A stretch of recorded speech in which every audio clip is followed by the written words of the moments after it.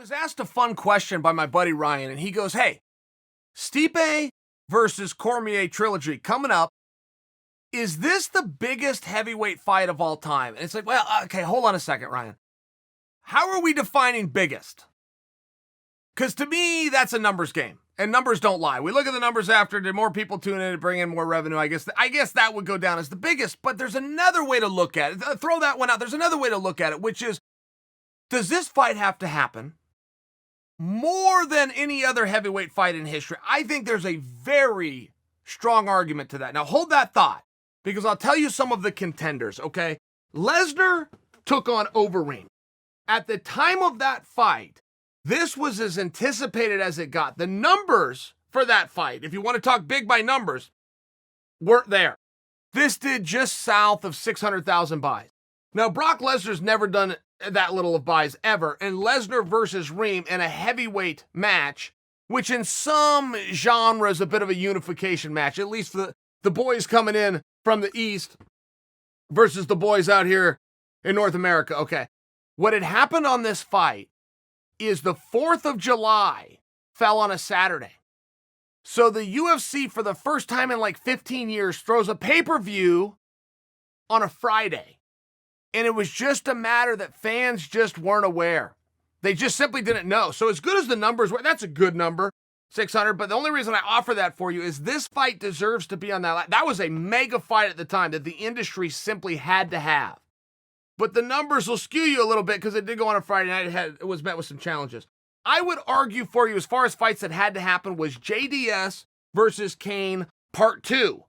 Now that's relevant that it's Part 2 because in Part 1, was the premiere, the debut of UFC on Fox, okay?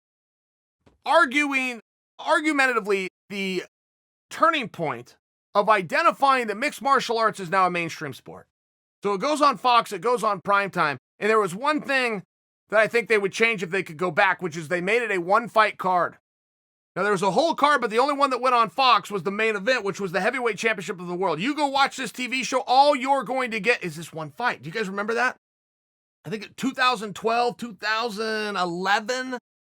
So these guys go out there, everybody's filled with excitement. JDS comes out and clips him to the point that Kane doesn't know where he is. So it wasn't a matter of Kane, okay, let me wrestle now. I made a bad choice, let me wrestle now. No, he was hurt. He wasn't fully there. Whole fight, 61 seconds, which means the whole show had 61 seconds, but it was an upset. Kane is the most intimidating athlete in the history of combat. I include Mike Tyson and George Foreman on that list, by the way. Kane is the most intimidating, got knocked out in 1 minute and 1 second. You got to rematch him. So that was a very anticipated, that had to happen. And I will tell you another one. Fedor Emelianenko took on Andrei Arlovsky. And this wasn't an off-brand show called Affliction, but it was a very big deal at that time. Andre had already been the champion of the world in the UFC. Fedor was Fedor, won everything you could possibly win.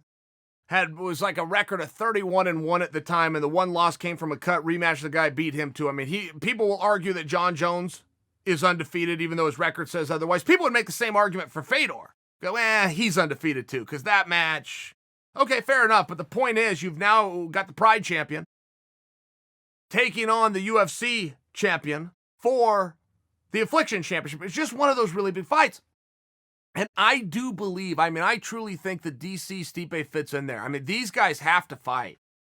Because imagine if they don't. That's really the other side of the coin, how you get to the conclusion of do we have to have this? Well, imagine if they don't. Who the hell gets to win that argument? They both beat the hell out of each other. Oh, should I mention, they both stopped each other. I mean, it's one of those things. They're in the same weight class. They got to fight. You got to go to the trilogy fight. And very rarely do we get a true trilogy fight. Kane versus JDS also fought 3 times. And yes, that would be a true trilogy because they flip-flopped. But the first fight was bizarre enough that, did they really? Or can we just look at 2 as the real one? In fairness, no, we can't. No, we cannot.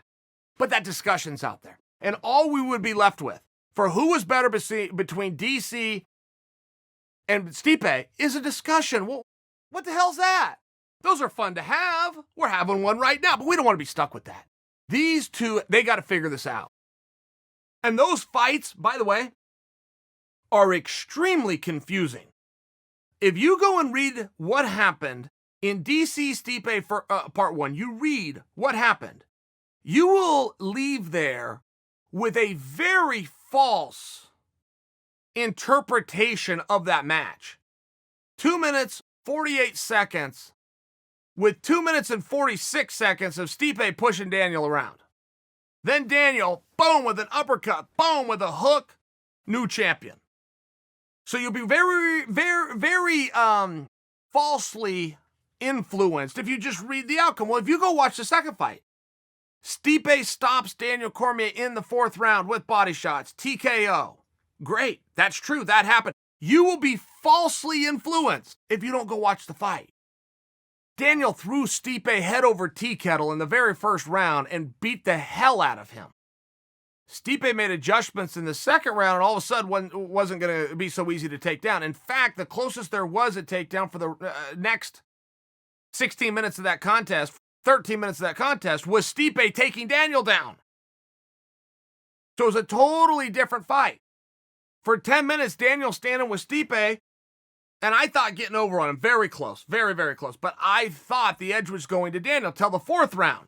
Stipe dips outside, boom, touches the liver, boom, dips again, touches the liver again, hit him there 16 times before he brought the big man down. That was a war to the highest of levels. If you ever want to use that term in unarmed combat, it was a war. That was a war. That fight was a war. And you could look at the first fight and see that Daniel has the ability to get Stipe the hell out of there, because he did. But you could look at the second fight and realize that Stipe has the ability to endure Daniel's absolute best, because he did. You could also then make the argument of Daniel's going to have to just go and do the strategy that he did in the very first round of the second fight, do that for 25 minutes and go home with all of the glory.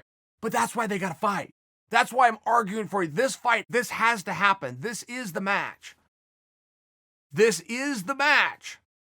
I love all of these heavyweight fights. I love all of the ones that we just reminisced and discussed. I have a recency bias, same as everybody else. In all fairness, sure. But if I had to pick one, if I have to answer Ryan's question of is this the most important, he said biggest. Is it the most important? Is it the match that you can't go without it and move? Yes, for me it is. Stipe, Daniel, part 3.